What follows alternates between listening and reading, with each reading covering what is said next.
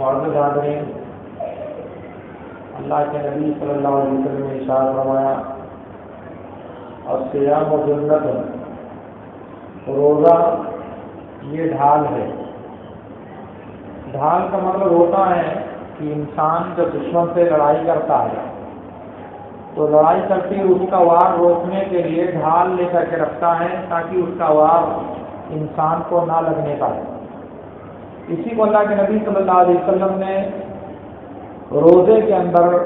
روزے کو ڈھال قرار دیا ہے۔ اس کا ایک مطلب تو یہ ہے کہ اس کے ذریعہ انسان اپنے آپ کو گناہوں سے بچاتا ہے۔ جیسے ڈھال کے ذریعہ انسان خود کو دشمن سے بچاتا ہے، ایسے روزے کے ذریعہ انسان خود کو گناہوں سے بچاتا ہے۔ اور دوسرا مطلب اس کا یہ ہے کہ انسان روزہ رکھ کر کے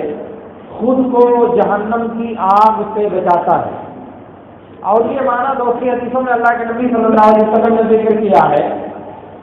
جیسے اللہ کے نبی صلی اللہ علیہ وسلم نے کہا الصیام جنۃ وحصن حصین من النار، روزہ یہ ڈھال ہے اور جہنم سے بہت محفوظ قلعہ اور پناہ گاہ ہے۔ دوسری حدیث میں اللہ کے نبی صلی اللہ علیہ وسلم نے کہا الصیام جنۃ یستجن بها العبد من النار، روزہ یہ ڈھال ہے جس کے ذریعہ بندہ اپنے آپ کو جہنم سے بچاتا ہے۔ ایک دوسری حدیث میں اللہ کے نبی صلی اللہ علیہ وسلم نے کہا الصیام جنۃ مجنۃ احدکم للعدو، کہ روزہ یہ ڈھال ہے جیسے ڈھال کے ذریعہ انسان اپنے آپ کو دشمن سے بچاتا ہے، ایسے ہی روزے کے ذریعہ انسان خود کو شیطان سے، گناہ سے اور جہنم سے اپنے آپ کو بچاتا ہے۔ تو یہ روزہ اللہ رب العالمین نے ہمارے لیے گناہوں سے اور جہنم سے بچنے کا ذریعہ قرار دیا ہے۔ اسی لیے اللہ کے نبی صلی اللہ علیہ وسلم نے فرمایا لیس الصیام من الاکل والشرب ولکن الصیام من اللغو والرفث، کہا روزہ صرف یہ نہیں ہے کہ کھانا اور پانی چھوڑ دیا جائے، روزہ یہ ہے کہ انسان بیہودہ باتوں اور گناہ کے کاموں سے باز آ جائے، انسان بیہودہ باتوں اور گناہ کے کاموں سے باز آ جائے، یہ روزہ ہے۔ اس کا مطلب یہ ہوا کہ کھانا اور پینا ترک کر دینے کے بعد انسان کو ایک اضافی چیز کرنی ہوتی ہے، وہ ہے انسان کے اپنے عمل اور اپنی زبان کی حفاظت۔ اور کہا اسی کو نبی صلی اللہ علیہ وسلم نے کہ جب تک انسان غلط کاموں سے، غلط چیزوں سے، گناہ کے عمل سے اپنے آپ کو محفوظ نہیں رکھ سکتا، تب تک انسان روزہ رکھنے والا نہیں ہے۔ اسی لیے اللہ کے نبی صلی اللہ علیہ وسلم نے فرمایا، جیسا کہ بخاری اور مسلم کی روایت میں ہے اذا كان يوم صوم احدكم فلا يرفث ولا يسخب فإن صابه أحد أو قاتله فيقول إني امرؤ صائم، جب تم میں سے کسی آدمی کے روزے کا دن ہو تو نہ گناہ کے کام کرے اور نہ چیخے اور چلائے۔ اگر کوئی آدمی اس کو گالی دے یا اس سے لڑائی کرے تو اسے چاہیے کہ اس سے کہہ دے کہ میں روزے سے ہوں، اسے چاہیے کہ اس سے کہہ دے کہ میں روزے سے ہوں، میں روزے دار آدمی ہوں۔ گویا کہ لڑائی کرنے والے کی، گالی گلوچ دینے والے کی باتوں کا جواب نہ دینا، اس کو یاد دلانا کہ میں جواب تو دے سکتا ہوں، میرے پاس قدرت ہے تمہاری باتوں کا جواب دینے کی، لیکن میں جواب نہیں دیتا اس لیے کہ میں روزے سے ہوں، روزہ رکھ کر کے میں اپنی زبان خراب نہیں کرنا چاہتا۔ اسی کو ایک دوسری روایت میں جیسا کہ خلیمہ وغیرہ میں اللہ کے نبی صلی اللہ علیہ وسلم نے کہا لا تصاب احدا وانت صائم فإن صابك احد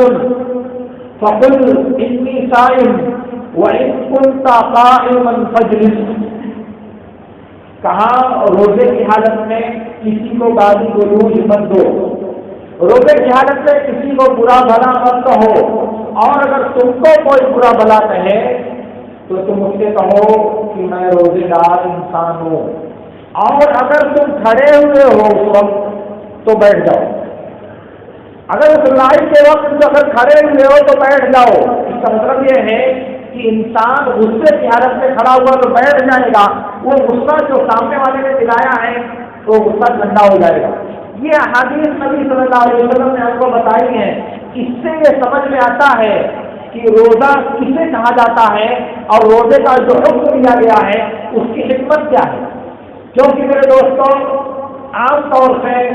روزے کی حالت میں غصہ کرنا، گالی گلوچ کرنا، جھگڑا کرنا، دوسروں کو برا بھلا کہنا، ذرا سی بات کو لے کر کے آسمان سر سے اٹھا لینا، یہ عام طور سے ہمارا مزاج ہے۔ کہتے ہیں اس کو روزہ لگ گیا ہے۔ یہ روزہ لگنے والا مسئلہ کیا ہوتا ہے؟ اللہ رب العالمین روزے کی حالت میں کھانے اور پینے کی پابندی آپ کو دے رہا ہے، آپ کی زبان کی پابندی بھی وہی رب العالمین دے رہا ہے۔ اور نبی کہتے کہ یہ روزہ نہیں ہے کہ آپ نے کھانا پانی چھوڑ دیا۔ روزہ حقیقت میں یہ ہے کہ آپ نے اپنی زبان کی حفاظت کر لیا، گناہ چھوڑ دیا، فحش گوئی چھوڑ دیا، بد زبانی چھوڑ دیا اور بری باتیں زبان سے ادا کرنا آپ نے چھوڑ دیا۔ یہ اصل میں روزہ ہوتا ہے۔ اس لیے میرے دوستوں، ایسا نہ ہو کہ ہم روزہ رکھیں، بھوک اور پیاس کی شدت برداشت کریں اور جاگنے کی اور پیاسا اور بھوکا رہنے کی مشقت کو برداشت کریں اور نتیجہ کیا نکلے؟ ڈاک کے 3 پاس کچھ نہیں ملے آپ کو، ساری پریشانیوں کا بدلہ اللہ کا کوئی رزق نہ ملے۔ کتنی بڑی محرومی کی بات ہوگی ہے، کیونکہ نبی صلی اللہ علیہ وسلم نے کہا رب صائم لیس حظه من صيامه الا الظمأ والعطش، بہت سے روزہ رکھنے والے ایسے ہیں کہ روزے کی وجہ سے ان کو بھوک اور پیاس صرف ملتی ہے اور کچھ نہیں ملتا۔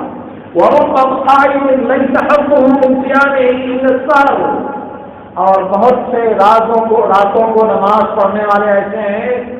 کہ سوائے جاگنے کے اور ان کو کچھ نہیں ملے گا۔ یہ معمولی بات ہے، یہ زبردست دھمکی ہے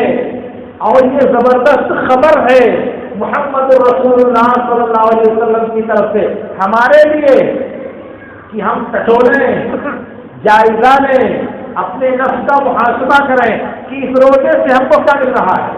اس روزے سے ہم کیا حاصل کر رہے ہیں۔ کہیں ایسا تو نہیں کہ ایک طرف روزہ رکھ کر کے بھوک اور پیاس برداشت کر رہے ہیں اور دوسری طرف زبان بے لگام چل رہی ہے، جھوٹ بول رہے ہیں، گالی گلوچ دے رہے ہیں، غیبت اور چغلخوری کر رہے ہیں، بدزبانی کر رہے ہیں، گالی گلوچ کر رہے ہیں، تو نتیجہ کیا نکلے گا؟ ادھر تو پریشانی برداشت کیا ادھر سے نکال دیا، گویا کہ ادھر جو آپ نے کمایا تھا ادھر سے وہ ایسے چلا گیا کہ آپ کو پتہ ہی نہیں چلا، آپ کو احساس ہی نہیں ہوا۔ اس لیے میرے دوستوں، اس بارے میں جتنا یہ سوچنے کی ضرورت ہے کہ ہم روزہ رکھیں، ہمیں روزہ رکھنا چاہیے کیونکہ اللہ رب العالمین نے ہمارے اوپر روزہ فرض کیا ہے، اسی طرح سے اتنا ہی یہ بھی سوچنا ضروری ہے کہ روزہ رکھنے کے بعد اس کا ثواب ہمیں ملے، روزہ رکھنے کے بعد اس کا اجر ہمیں ملے، روزہ رکھنے کے بعد اس کا جو مقام و مرتبہ، اس کی جو فضیلت اور ثواب ہے وہ ہمیں حاصل ہو۔ ایسا نہ ہو کہ ہماری بات حرکتوں کے ذریعہ، ہماری بات لاشعوری اور نہ سمجھی